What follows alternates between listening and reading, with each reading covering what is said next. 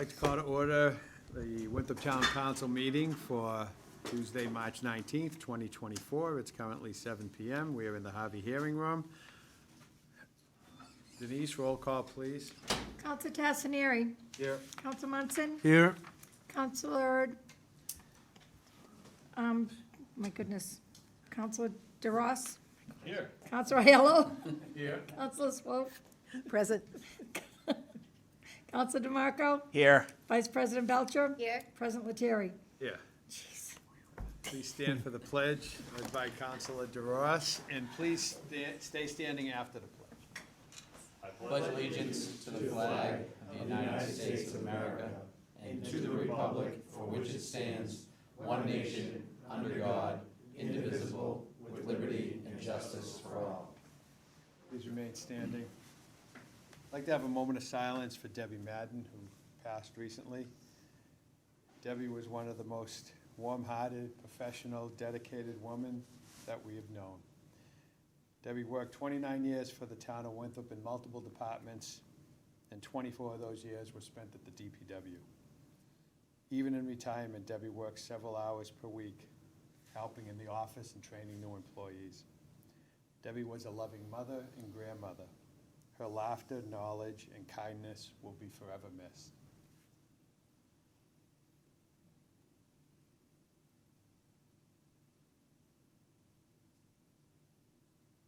Thank you very much.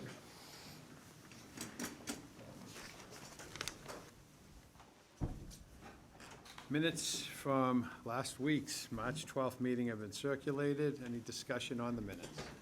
Is there a motion to approve? Motion by Vice President Belcher, second by Councilor I got a Swope. change to the So minutes. there is a discussion on the floor for the motion. What do you have? So there was a correspondence from Allison Casey Duarte regarding opposing MBTA 3A zoning. That was a mistake in how we reported her correspondence. Her correspondence was actually to forward an article that was actually critical of the town of Milton for rejecting 3A and asking the state to deal with them harshly. So I wanted that correspondence corrected. That's right. All right. With that correction, any other amendments?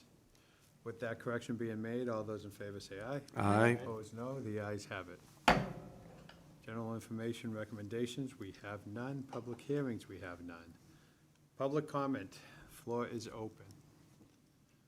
There will be a second public comment period. If I could, Mr. Dow. Jack Dow, Precinct 1. I briefed the MBTA fiasco, whatever it was. It was 26 pages or something, but I did notice that you can't count open space and parkland. You can't use open space and parkland as a development area. So, open space in this town, of course, all your parks. And it might be, between the three parks in the middle and the point and the Highlands, probably 20 acres, somewhere in that area. And then the golf course is 50 and 90 acres, so it's a big area. So has that been eliminated from the area situation that we're talking about? I don't believe it has, but It's not, we, it should be, because you can't use it as a development area. Thank you. thank you. Any other public comment?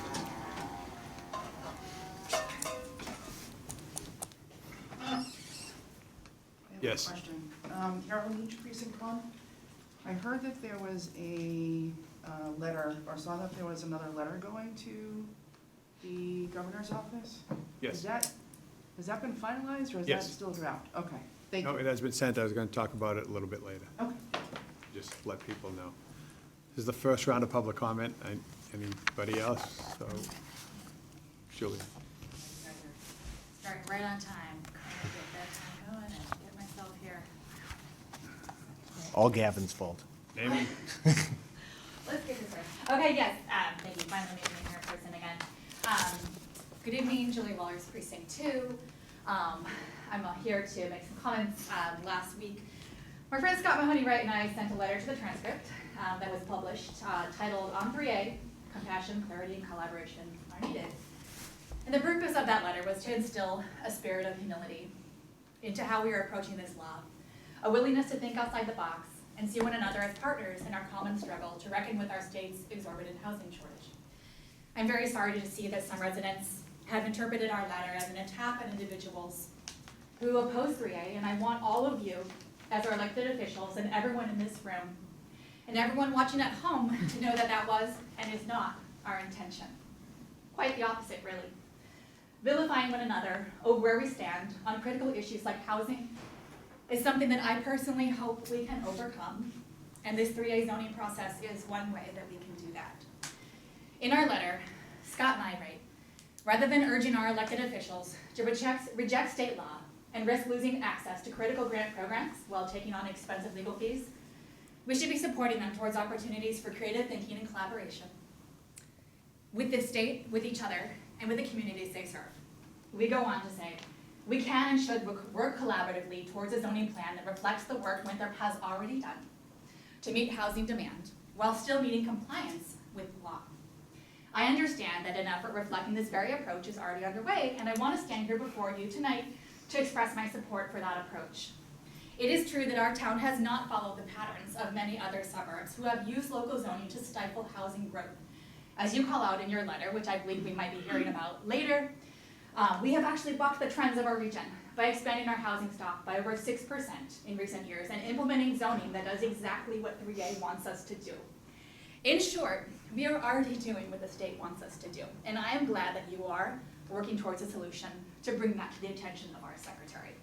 As a former member of the planning board, I know the hard work that's gone into rezoning the Center Business District so that a range of uses, including multifamily housing, could be facilitated.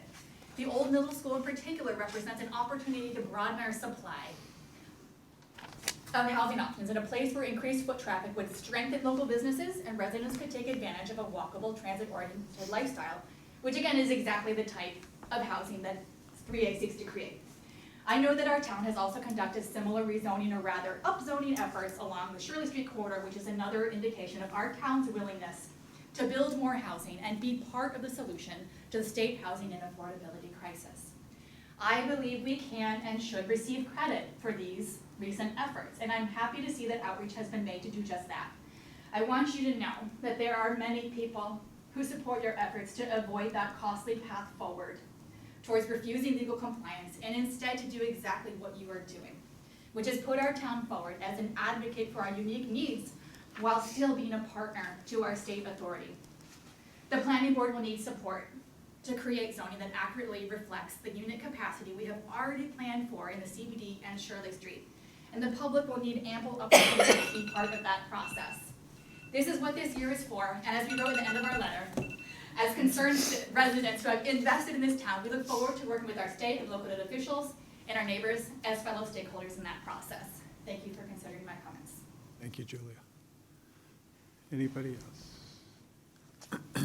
All right, we will have a second round a little bit later on. Correspondence, Denise. No, I have not received it. Committee reports. I know right before this meeting, capital assets met. Do you want to wait and report at the subsequent meeting? Or? If you don't mind, I just Yeah, want to no, make one that's fine. sentence. Oh, sure. We did have a great meeting, and Tony led us through what the capital asset plan, and I encourage all the constituents that are interested in our investment and management of our assets, both physically in terms of buildings and equipment and vehicles. If you're interested in learning what we have in store for a plan and try to provide some input, I encourage coming to a public meeting on Thursday, right here at 6 o'clock. And we'll be going over this exact same plan, and looking forward to that time. Thank you. Thank you, John. School department report, there has not been a school committee meeting since last week. Town managers report, Tony? Thank you, Mr. Council President. Not too much since last week, but I did have a meeting last week up at the DEP Northeast Regional Office in Woburn regarding Euro Beach and the administrative consent order that I've talked to this council about. We're trying to get to the beach management plan. It's going to take a little bit of time. We do have to have a site meeting out there. We met with Epsilon Associates and Dwight Dunk, who's our environmental scientist that's helping us generate the plan coming up with alternatives to, you know, not have to put the mound in there and protect the beach, and also taking into account the wildlife. The bone of contention with DEP is really, you know, we did that mound for 20-something years, you know, their contention is that doing that is, you know, somehow impacted the coastal dune. We don't necessarily agree, so we need to get to what level of, you know, impact that has or hasn't had, and then we can finalize the administrative consent order. But I wanted to keep the council on the loop on that. You know, we're more to follow, but we are making progress on that, so. Okay. That's it. And I'll certainly open any questions. All right, and before I go to you, Suzanne, I just want to take this opportunity to talk a little bit about, we had sent, which we talked about Yes, sir. before, we sent a letter to the governor, basically requesting a change in status from an adjacent community to a small town that was rejected. We did receive a very professional letter back, which we just sent a rebuttal to the governor. And we did receive, basically within an hour or so, a confirmation that they had received it and they were gonna take a look at it. And basically what we were doing was explaining the fact that, first of all, Winthrop is 1.6 square miles literally here instead of the 1.9 they were using, because 3/10 of a mile of our property is a runway at Logan Airport. We also explained the fact that we have been ahead of the curve, as Julia mentioned earlier, we've been ahead of the curve in this, where we have zoned. We went through the CBD where we did new zoning. We've also, in the recent past, done a waterfront district. We've also rezoned Shirley Street. So we have, we feel, in that zoning, created additional units of over 800 there. So we, you know, we felt, and we still feel, I believe, that we should not be penalized for being ahead of the curve, for doing what the state's looking to do. We were just ahead of the curve and did it before everybody else. You know, talked about the density and basically looking to be, you know, so-called grandfathered in on the work that we've done over the past dozen years to put us in compliance with the governor's request. So we will, that letter is on the website now. Not yet, I just looked, it'll be up in the morning. Okay, so yeah. the letter, the rebuttal letter will be up on the website in the morning. It was signed by all councilors unanimously. I thank them for their efforts also in this regard, and I encourage people to take a look at the letter. And now, Councilor Swope had a question for the town manager. Yeah, let's see, when you negotiate with this group, with the state, what usually happens, Tony? It's back and forth, and you come up with something that we both can agree on, or we come up with something that they're gonna do? Well, we're making our recommendations based on our use and how we want to use the beach, and, you know, taking into account work we've already done, things we've done for 20-plus years.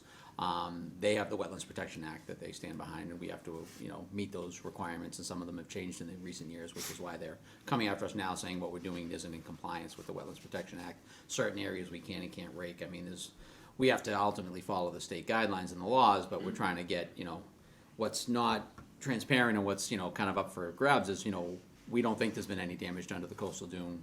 They have a differing opinion, so that's where we're at now. Can you give me an example of what they, aside from the raking, what else they don't want us to do that we're currently doing, or? For years, we had pulled back the sand off the wall and made a mound to protect the roadway during the wintertime. We didn't do it last year, and, you know, wasn't too bad, we made out okay. But what will happen over time is the sand will build up against the wall to ultimately where it would be to the top of the wall. So what we're trying to tell them is, like, there's gotta be some sort of minimum, whatever it's 3-4 feet, at all times we need to maintain, you know, some sort of a seawall there and be able to pull the dirt back to that. So those are the kind of things we're negotiating. And then obviously, you know, the plovers and, you know, where they nest, we don't want them, you know, left to their own devices. They'll nest in our handicap ramp and, you know, certain areas. So we try to, you know, make efforts in working with Fish and Wildlife to make sure they nest in certain areas. So those are all the things that we're kicking around and, you know, talking about. But, you know, they're in enforcement mode and they want to, you know, enforce and make us do stuff, and we're sort of pushing back and saying, okay, but that's fine, but we want to do this, so. And who pays for what they will force us to do? Eventually we will, yeah, so, yeah, that'll be, but we don't know what the number is yet, so there's nothing to, you know, worry about yet, so, Okay, thank you. you're welcome. Councilor Tesnier.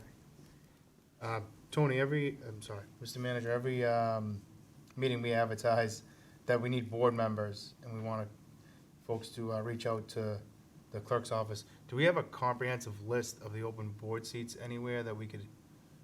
We're gonna talk about that at the end of the meeting. We too. will, all right, great, thank you. Counselor DeMarco. Once again, just a reminder for Steve, just on the crosswalk on Revere Street, getting that It went up today. It went up today. Should be flashing in front of your house. Awesome, perfect. It was light when I left, so. The sign's still there. Counselor Aiello.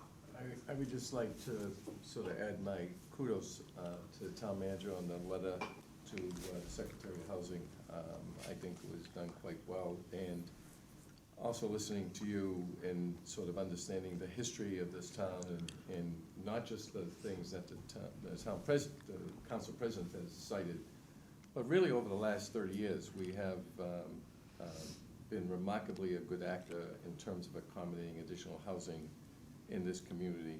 And I think the case that you've made, the data that you're collecting is gonna demonstrate that, and hopefully gonna go a long way. But, you know, I feel like we're on pretty solid ground. You never know until you see a reaction, but, and it'll be, like you're talking about the beach, I'm sure there'll be a lot of back and forth, but great start, and the fact that you got all 9 of us to sign off on it. I'd be remiss if I didn't kudos to, you know, Vice President Belcher. She had a large Nice part in that job. letter as well. Nice job. Anyway. All right. CDICR? They did not meet last week. They didn't have a quorum, so they were gonna be rescheduling, so. All right, and policymaking boards have not met. See, there are some positives to meeting every week, right? Yes. Old business, town council to discuss Community Preservation Act. We will have an announcement at the next meeting, which is the April 2nd meeting on that. New business, town council vote to adopt Winthrop Retirement Board retirees COLA base increase to $14,000 from $13,000. That will be sent to finance. So that would be referred to finance. And the Committee on Committees, I'd like to ask the Committee on Committees to begin their meetings for annual reviews of town manager and town clerk. So I will refer that to the Committee on Committees. Second round of public comment. Yes? Yeah, Bill Schmidt, Precinct 5. I just wanted to briefly address the COLA increase. Yes. There's 102 retirement systems, local retirement systems. 81 have a COLA base 14,000 or more. The difference, if you have a 3% cost of living increase, goes from $390 to $420, so it's an extra $30. It doesn't sound like a lot, but over time it's helpful to the retirees. So I hope you consider it. Thank you very much. Mr. President, former President. I just wanted to thank the town manager and the council for the moving forward with the, trying to have things done correctly and justly and recognize what was already done, and I appreciate you moving that forward. Thank you very much. Mr. President, Jack Dow, Precinct 1. I just heard Yarrow Beach being mentioned by the town manager, and myself and a friend have studied that area, not a lot, but enough to know what we're talking about. When they filled in the Shirley Gut, it changed everything as far as glacial cobble that lies in the ocean outside of boundaries here in Winthrop.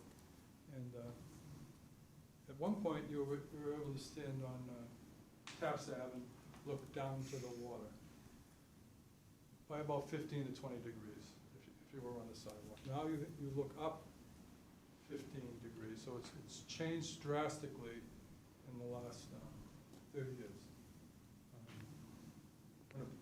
When the storm hit the coast at Shirley Gut, it's formed a spit into the harbor on either side, depending on the push of the water and the wind. So when they closed it up, now it's building up on the face of Winthrop, off the tower. We used to have a lagoon there. Now you have to look up 15 feet where the cobble's. So it's affecting a funnel right on Deerfield Beach, and on Shore Drive, but mostly on Shore Beach, because you have a high spot, and then you, at the island, you have a high spot, 20 feet of wall.